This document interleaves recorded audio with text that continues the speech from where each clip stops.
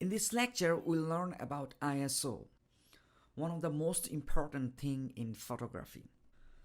ISO is the level of sensitivity of camera to available light. The lower the ISO, the higher sensitivity to light, and the higher the ISO, the more sensitive to light.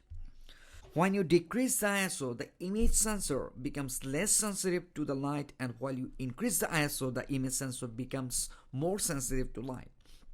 Image sensor is the most important part and most costly part of camera. It is responsible to collect light from the scene and transform those lights to images.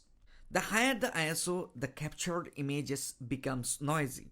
So always try to stick to the base ISO 100, ISO 200 to get the most amount of detail and to have the highest quality of images. When to increase ISO? There are several times you may have to increase the ISO. When you shoot ultra fast shot like moving flying bird, flying dragonfly, you may need to increase the ISO. And when you have no extra light, due to avoid blurriness, you may need to increase the ISO.